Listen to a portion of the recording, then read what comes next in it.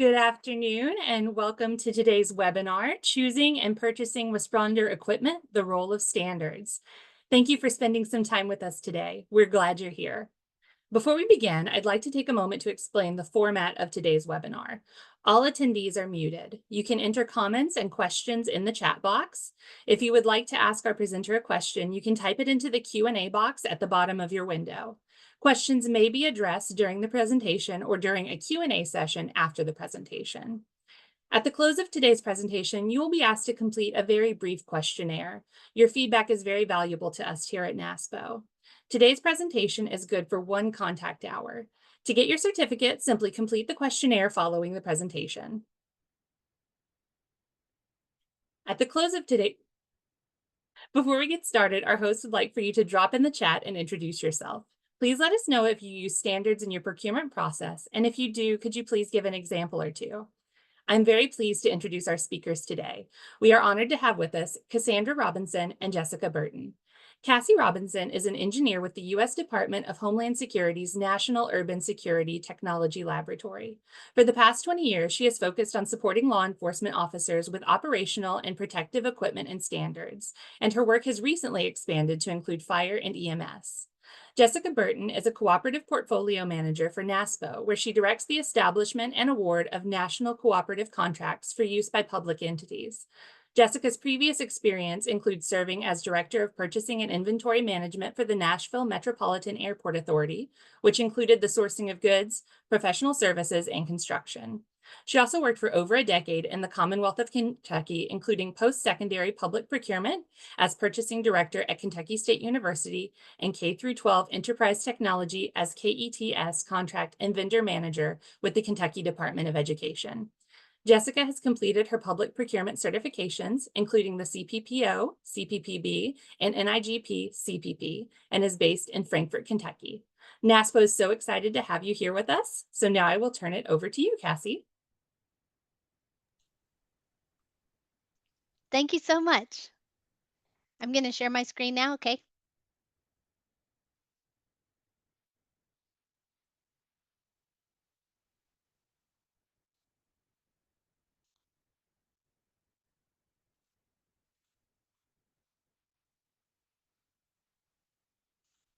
Okay. Hi, everybody. I'm really happy to be with you here today. As Alexa said, I'm Cassie Robinson. I'm an engineer with the National Urban Security Technology Laboratory, or NewSteel for short.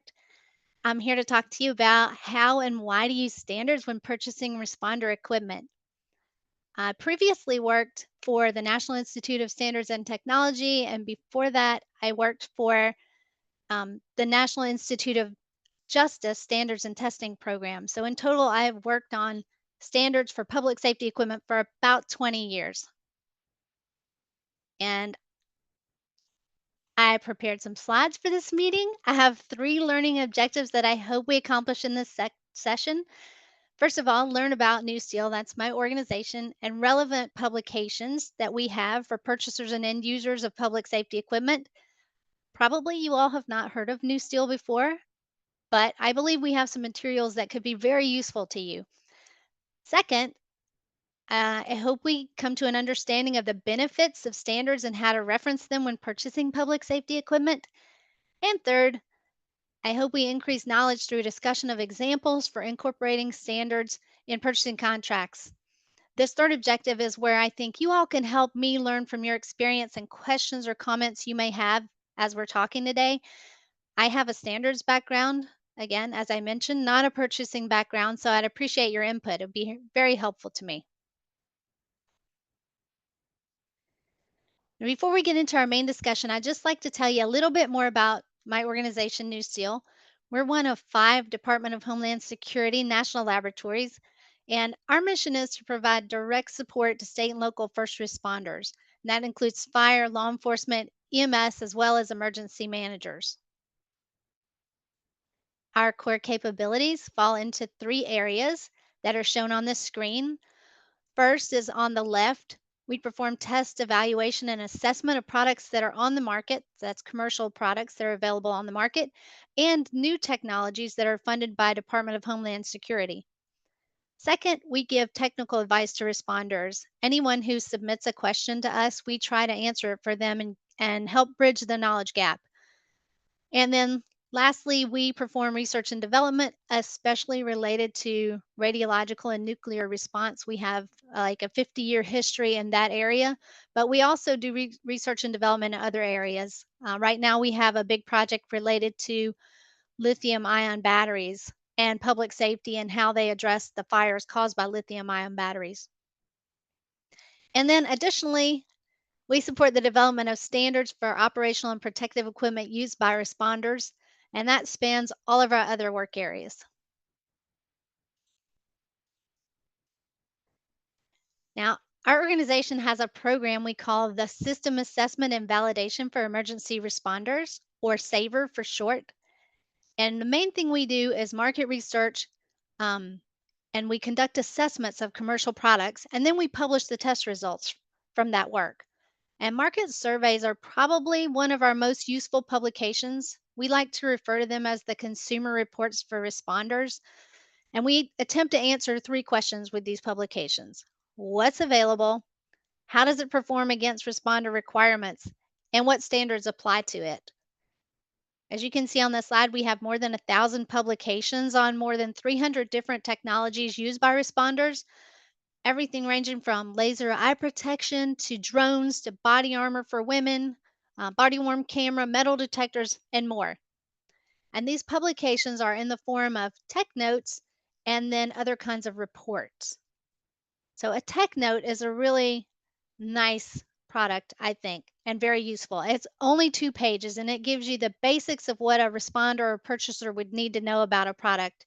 You can see I got a little picture of a tech note on the screen. So, it's just 2 pages back and front of the bare bones of what you should know.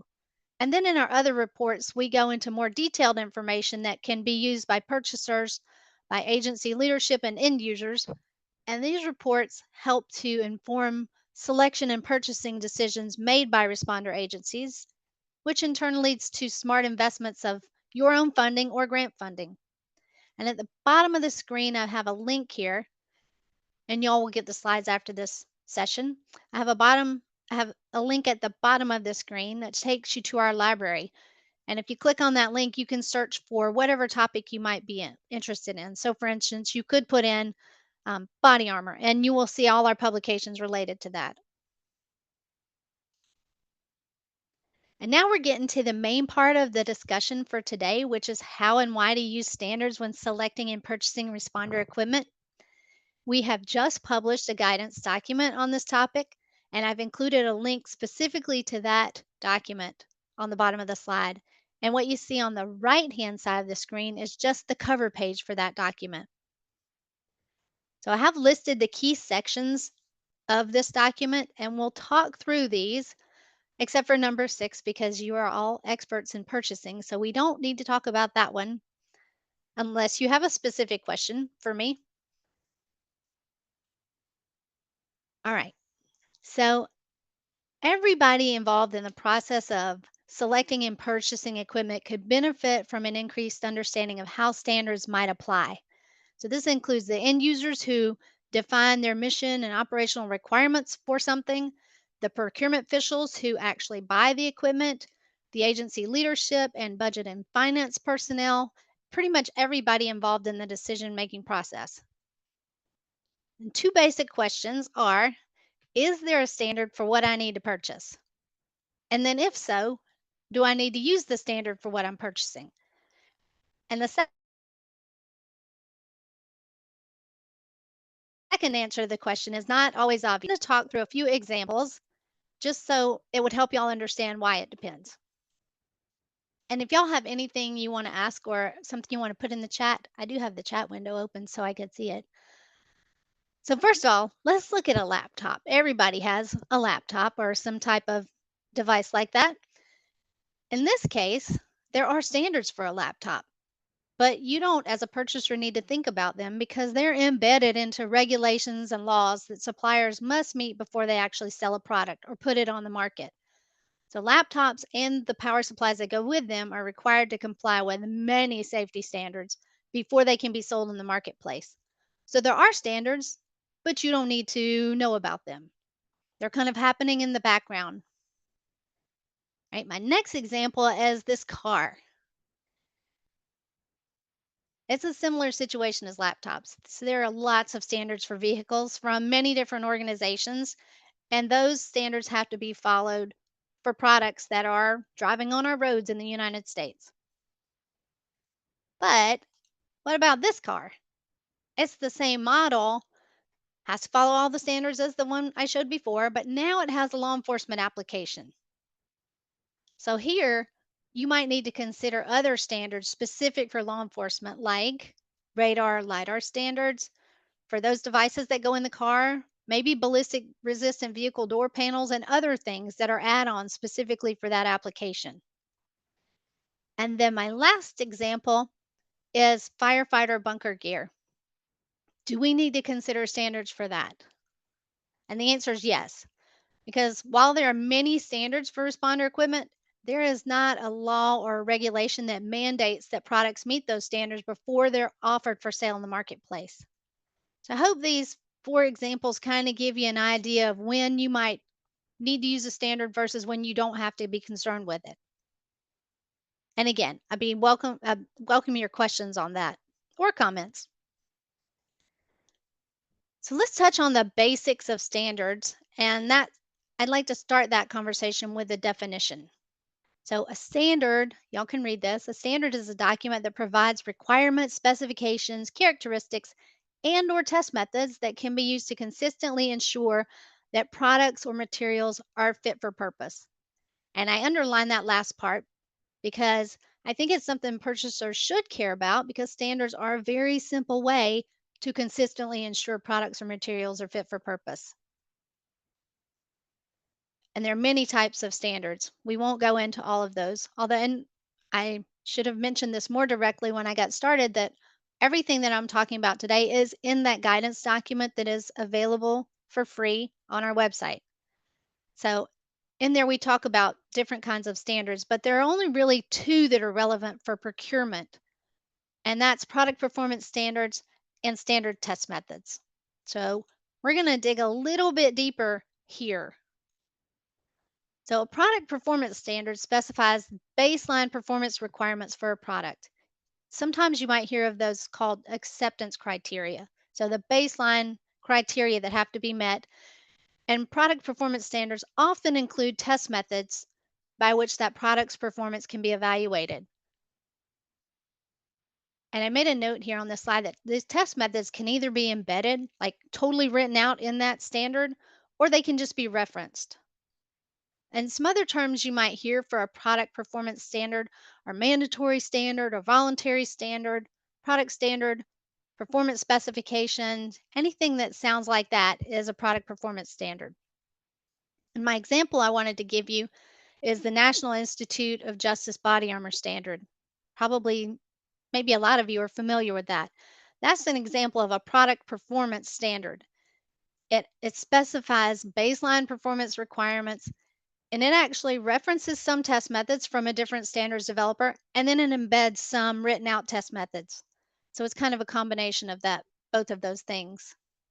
And the outcome for going through this standard could be an ultimate pass or fail because you have a baseline performance requirement. Either it meets the requirements or it doesn't. So that's a pass fail.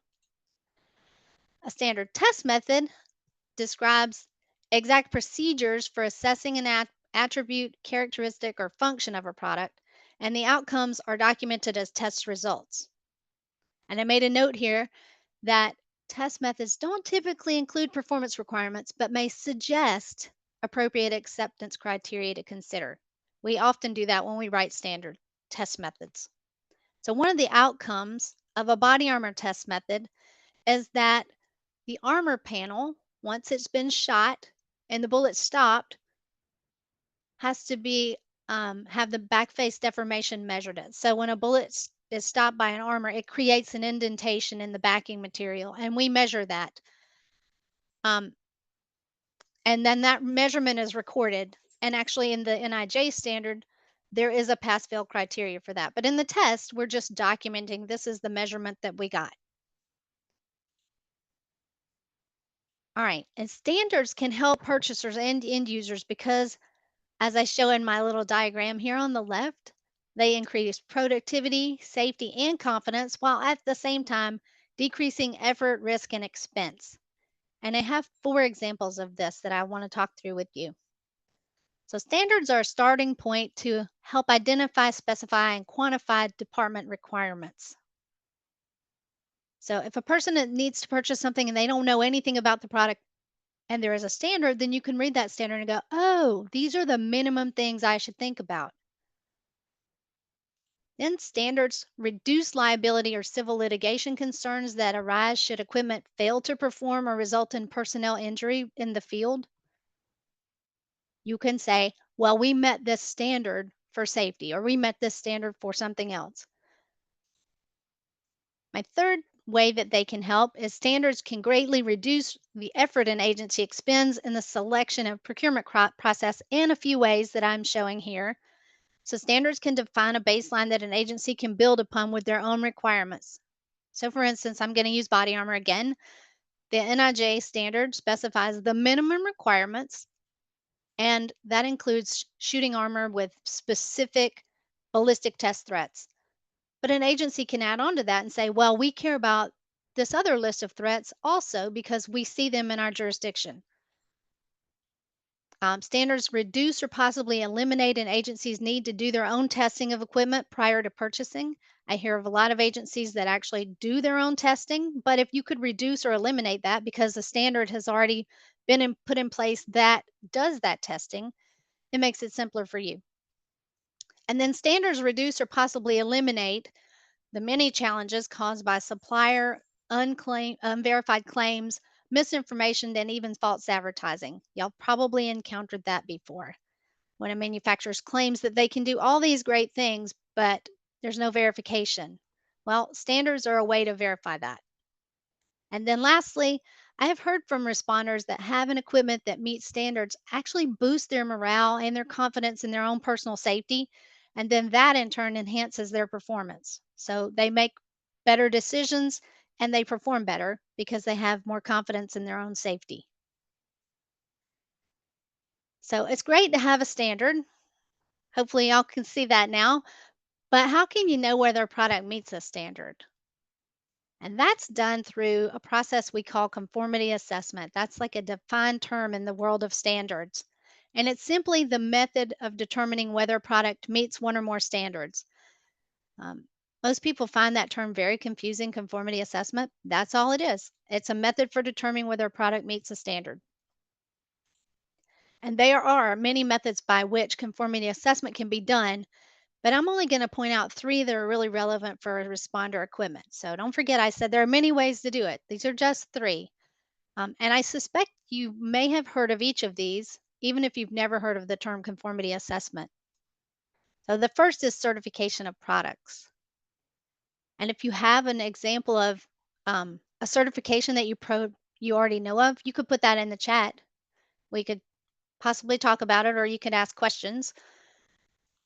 And I'm showing certification in a big green box because it gives you the highest level of confidence in a product's performance, even though that high confidence also comes with a high associated cost.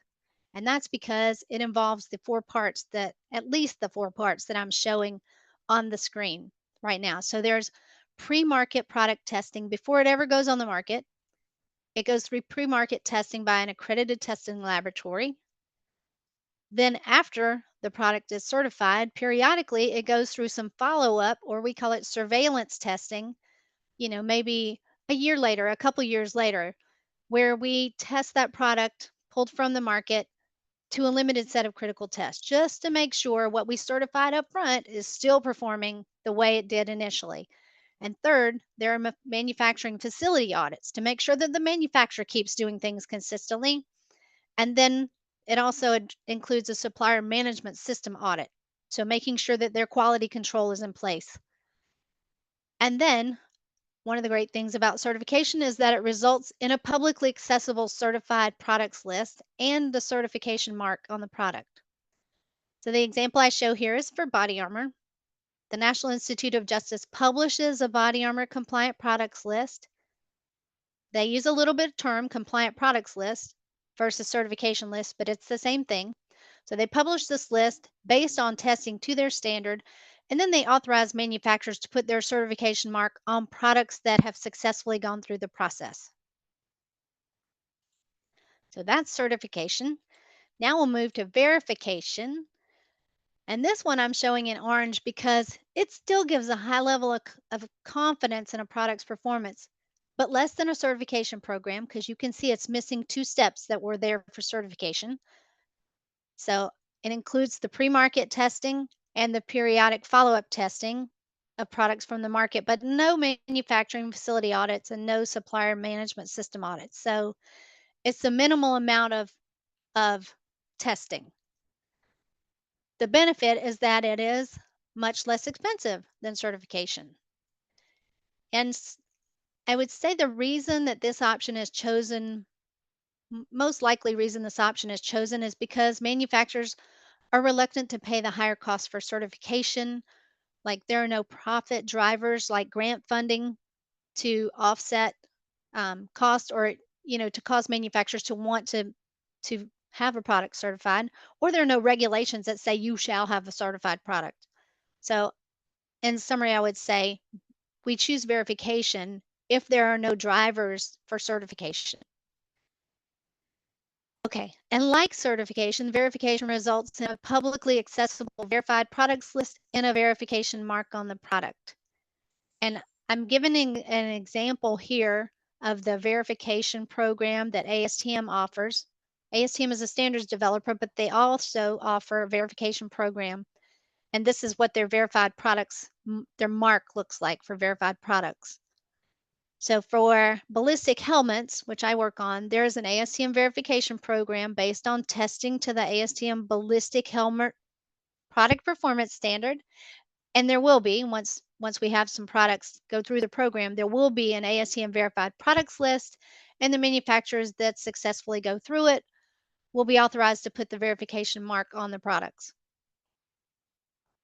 Okay, so that's verification. It's a really good option. Again, a high level of confidence, but lower cost than certification. And then the last option is Supplier's Declaration of Conformity, or SDOC for short. And this is a defined term. It's defined by the International Standardization Organization. It's a formal written statement by the supplier, in other words, manufacturer, stating that the product meets requirements of a product performance standard or has been tested to one or more standard test methods. It's recommended that if you're going to require an SCOC, that you also require standards-based test reports and documentation that backs up that supplier's declaration of conformity. And these requirements can be written into a purchasing document or a contract. And I show this option in red because it gives the lowest confidence in a product's performance. It's definitely better than nothing.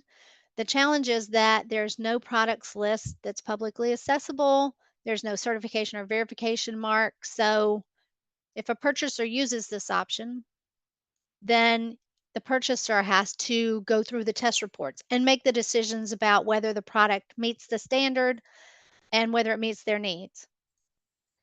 So that's all I was going to say about this particular slide. I'm happy to answer questions whenever they arise. It might be confusing if this is the first time you've ever seen this. Okay, so I'd like to give you an example of how you might include standards in contract language. And I'm using as my example sample contract language for body armor and ballistic resistant products. Again, this is something I'm familiar with, so that's why I like to use it. And the first clause that you might put into a contract referencing standards, you would actually specify the purpose of providing specific products, here body armor, ballistic resistant helmets, and ballistic resistant shields that meet the requirements as established in appropriate standards, and then the list of standards that are required follows. So that's the standards-based clause.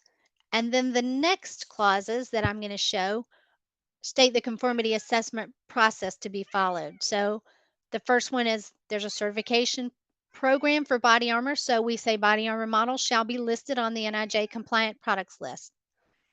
For helmets and shields, there is an ASTM program So we say helmets and shield models shall be listed on the ASTM verified products list. So that's a really simple example. I know there'd be much more language in a contract, but this is just what we would say for standards and certification and verification. All right. And I hope this chart is not too hard to see and doesn't freak y'all out. It's really meant to be a helpful tool, especially if you have it on your own screen and you can blow it up. Um, but the idea is that this tool helps to guide a purchaser through the different options for standards and conformity assessment. So it's like if you have this, then that. The process goes from the best option and works down through a hierarchy of next best options. So the starting question to ask is if there is a product performance standard available. And maybe you know that, but in any case where you don't know the answer and it says unknown, we suggest that you take an action to send an email to NIST at the address provided and ask the question. They'll do all the research that needs to be done and respond to you and say, yes, there are these standards for this product or whatever it is you're buying. And then if you if there is no product performance standards, it's going to take you down this branch over here where you would then ask, well, is there at least a test method? And if there is, then you can ask, well, is there an accredited laboratory so I could have some confidence in the test report that comes out of it? And I won't walk through all of these, but I will show you a bigger picture with an example decision flow. And that I just wanted you to see bigger boxes. So again, the first question to ask is there a product performance standard? If the answer is yes, then you next ask, is there a certified products list? If the answer is yes, then here's some suggested contract language. So everywhere on this chart you see a green oval. That's where we have provided in that saver guidance document I mentioned sample language for each of those green ovals. So hopefully that you could just follow this through the process. And again, anywhere that you don't know the answer, there is NIST support to help you, although we are here to help you too at New Steel. We like to respond to the needs from the field. All right. So won't spend any more time on that. Um, if you ever decide you need to use this flow chart and go through it and you don't understand it, you're welcome to get in touch with me. I'm happy to help. All right. And then the last thing I'm going to go through is just two slides that show examples of public safety equipment for which there are current standards and either a certified or verified products list. So for the items where you see a standard available, that's always great. It makes me so happy when there's a standard for something. But when you also see a certified or verified products list, that is the best case because it simplifies everything for a purchaser. You can just check the list to see if the product being offered is listed there. If it is, you can accept the product on your contract. If not, you don't accept the product on your contract. I want to point out one thing here. If you look down at the bottom of the screen, I don't know if y'all can see my cursor. I'm pointing at less lethal devices. There's two different kinds, less lethal aerosol devices and less lethal impact technologies, so less lethal impact rounds. And the interesting thing about that is that the one for less lethal aerosol devices, there is actually a certified products list for that, while the other one for less lethal impact technologies does not have a certified product list. And I just wanted y'all to think about, well, wait, why would that be? I'll tell you. For aerosol devices, when we were working on the standard and the program for that, there was a very motivated manufacturer who wanted to differentiate their products from everybody else's in the marketplace. So he was willing to, or they were willing to pay the cost for certification. They didn't care what it was. They really wanted to differentiate and be able to say, we are the only certified product in the market. And then for less lethal impact rounds, the manufacturers, we can actually only come to consensus on a test method. We couldn't even get to performance requirements, but we at least got to a test method. The thing is that you can't have a certification or a verification program with just a test method. You have to have some performance requirements, some pass fail criteria, so that you can say, yes, the performance requirements are met, or no, they're not. So there has to be something to make that decision on. I hope that makes sense. And then I have another page of some more examples in case you're interested. And y'all can look at this later. I can help you with following the links if you want. And then my last thing is just some resources for you, some web pages and email addresses where you can find help. New Steel and NIST would both be happy to help you with all the questions you might have. And then there's some different ways to engage with New Steel and find out about us. So that was my last one. I really thank y'all for your time and attention. I welcome any questions or comments, anything you can do to help me learn about purchasing. Hey, Cassie, I just wanted to pop in. You did have a few questions come in. Okay. So there's one from the chat. The question was, what are examples of products using SDOC? So, for us, when we wrote a standard for ballistic resistant door panels, we actually, because we did not know if manufacturers were going to participate in a verification or certification program. So we wrote in requirements that somebody could put into a purchase spec requiring an SDOC.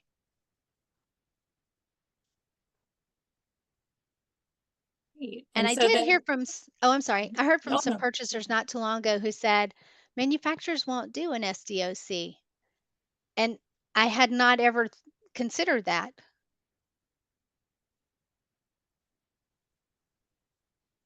And then there were a couple of other ones in the Q&A. Mm. Do all CPL and all VPL need to be publicly available?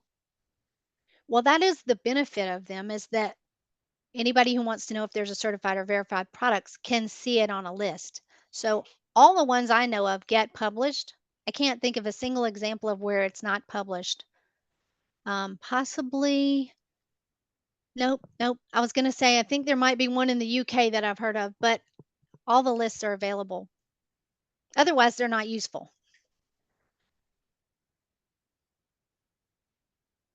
Any more? I think that was it for right now. Okay. All right. Well, thank you again.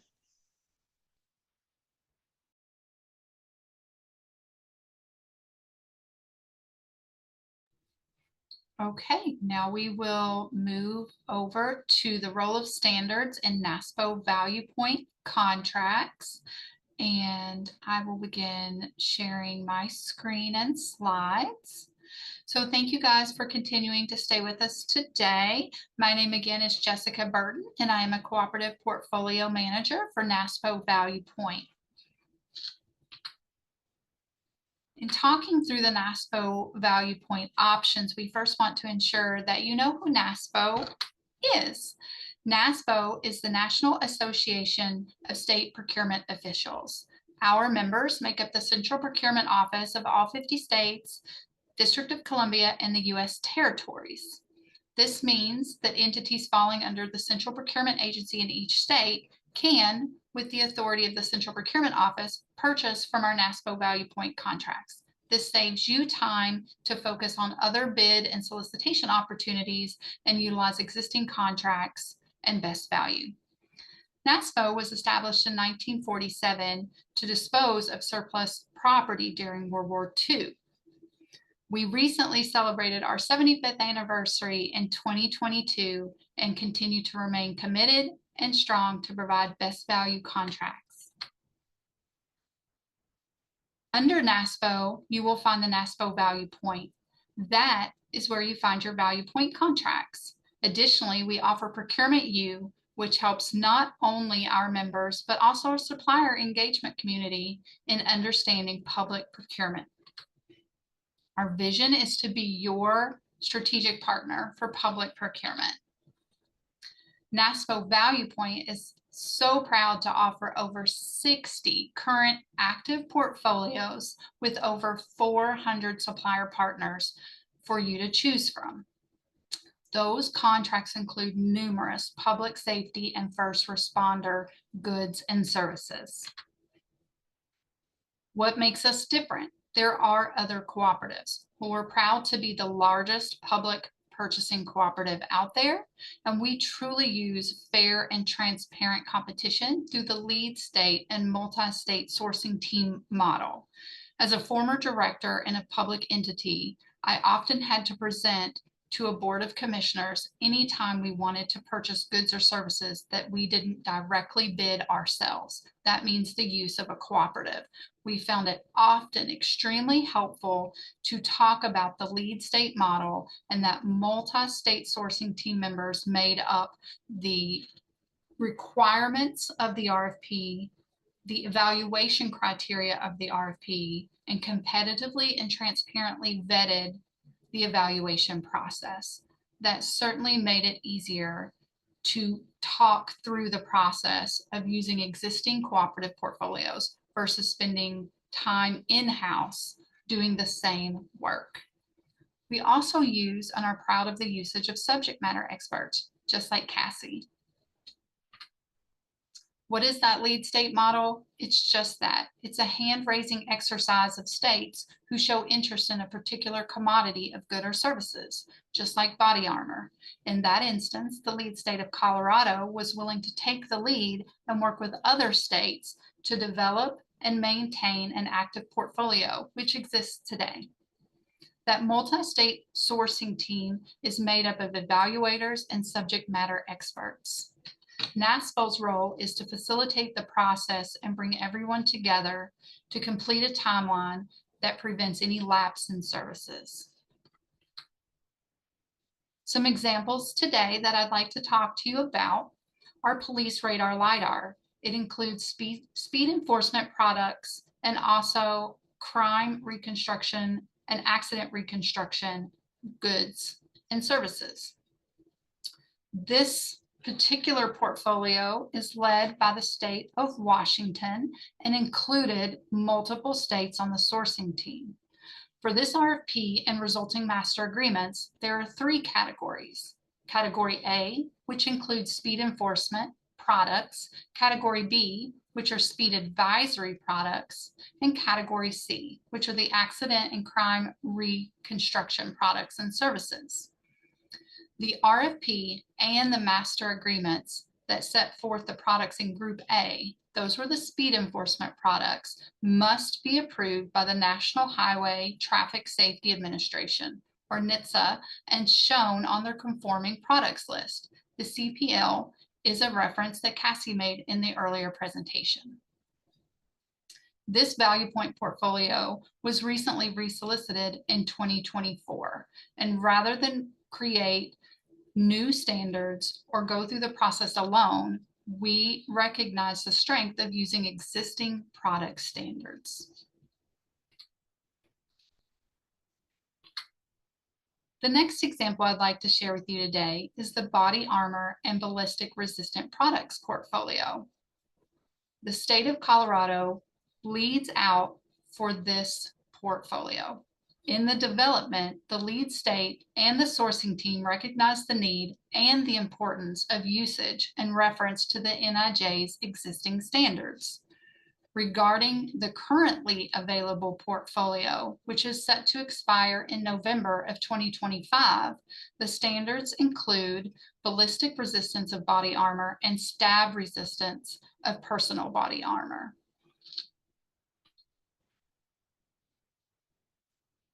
In that current and active portfolio, the lead state and the sourcing team considered best practices and standards, some of which included sizing. The measurements for body armor must be taken either by using a tape measure in accordance with the ASTM standard practice for measurement of body armor wearers and fitting of armor, or by using sizing vests provided by the manufacturer.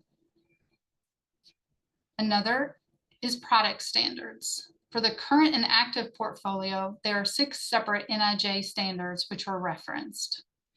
Those included ballistic resistance of body armor, stab resistance of personal body armor, standards for ballistic helmets, standards for ballistic resistant protective materials, the ballistic resistance of body armor, and stab resistance. We also want to talk about product categories. There were 11 categories that were listed in the RFP. Each of those individual 11 categories made reference to the applicable NIJ standards. The product specs in the RFP also refer to NIJ standards. An example is that the products must be certified to comply with the NIJ standards referenced within the RFP. Those would be the standards I just mentioned above. Finally, we want to talk about ordering. As procurement professionals, we get down to the bottom line of placing the order for much needed protective gear and products for our public safety officials. An example of how to include language in your ordering specifications would be that all items subject to NIJ compliance testing must be listed on that conforming products list, or the CPL, with a model status of active on the date the order is placed. What this means is that when your purchase order is generated from your entity and provided to the supplier, they must only sell to you products that have an active certification. Items not subject to the NIJ compliance testing or the ASTM verification shall have evidence of compliance with the appropriate standard. Finally, consider including language such as the sizing, measurements, and final fitting, which shall be done at no expense to and shall be scheduled at the convenience of you, the purchasing entity. This is also included in our NASPO cooperative portfolio language. I am excited to share with those in attendance today that we have updated portfolio information related to this portfolio. It is currently going through the resolicitation process and publicly posted through the lead state of Colorado. This current RFP does incorporate the newest NIJ standards and incorporates ASM standards for helmets and shields. Thank you guys, and I'm happy to answer any questions. Thank you so much, Jessica. You did have a couple of questions come in through the Q&A. So first, somebody wanted to know, did NASPO change their name? What a great question. No, NASPO did not change their name. We remain NASPO, and NASPO Value Point continues a strong and welcomed division of NASPO to offer portfolio contracts. We do have a cooperative called RFX Premier. RFX Premier is not replacing NASPO or NASPO Value Point. We are working together and are excited to really complement one another. So the NASPO Value Point contracts will continue to provide goods and services that are most commonly used at the state level. So think of your statewide goods and services master agreements or contracts. The RFX Premier will also offer public procurement goods and services. Those are going to be a combination of niche products and services, and also services really commonly utilized at the local level versus the state level. This could include, and it's a great example coming from the airport, you think about airport lighting or airfield lighting. That's not really going to be typically used at a statewide level by every public entity or agency, but is absolutely vital and necessary at that airport or that local level. So that would be one example of a future potential contract for RFX. And I hope that answers that question. Yeah. We also had, how are sourcing teams put together, and can anyone be on a sourcing team? Excellent, excellent question. So sourcing teams are absolutely formed by interest and the right fit. Sometimes we might have a right fit. Cassie's a wonderful example, and I hope it's okay that I'm using her as an example, but it might be the wrong time. She might be busy as a subject matter expert and not have the bandwidth to participate. But as such, NASPO Value Point starts each portfolio, whether that's a brand new one we've never had before or a legacy portfolio, such as Police Radar LiDAR, that's going and moving through the resolicitation process. We start with a go, no-go analysis, really to determine, has the market changed? What else do we need to consider since the last time this was introduced through the RFP process? Standards are a great topic as part of that no-go go, no go. Once we complete that process, we send out through the NASPO community. So it's so important that you're watching and actively participating in our community at NASPO, and we will release what is called an interest survey. And those interest surveys will be specific to the portfolio. Again, a hand-raising opportunity to say, my state, my entity uses those goods or services, and I would be interested to, one, see the portfolio be created or continued if it's a legacy, and two, I would have interest with permission from my central procurement office in serving either as a lead or a sourcing team member. So we look first to that survey to see if we can fill those needs, and then we take a look at the gaps, whether that's a subject matter expert, and sometimes reach back out again through the community to make sure that everyone has the same opportunity to participate. So we welcome those responses to those future interest surveys.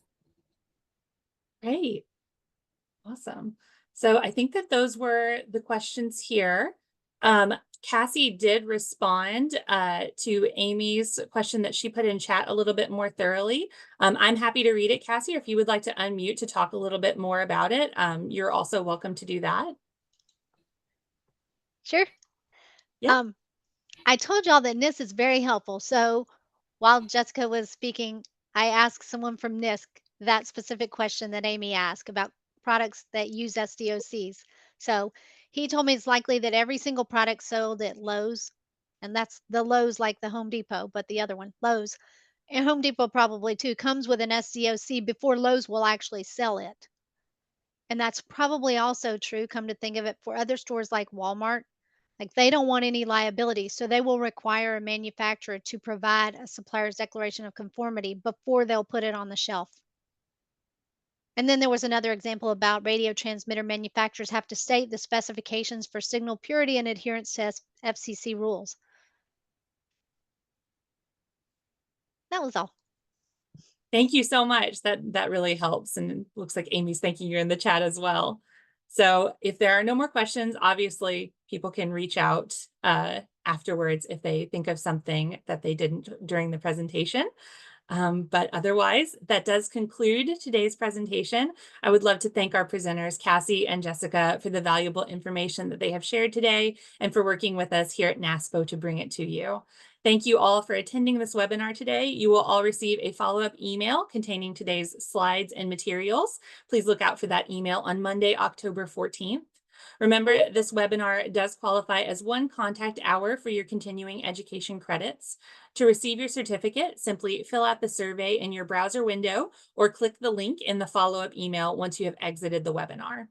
This webinar has been recorded and it will be available for viewing on the NASPO YouTube page in the coming days. Questions entered into the chat and Q&A boxes have been saved, and we will try to follow up via email for any ones that have not been addressed during the presentation. Don't forget to check out the upcoming webinars and other events at NASPO.org. Our next webinar is Body Armor Procurement, Best Practices and Future Trends on October 30th.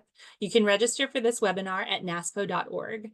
Thank you again to our wonderful presenters, and thank you to our guests. I hope you all have a great day.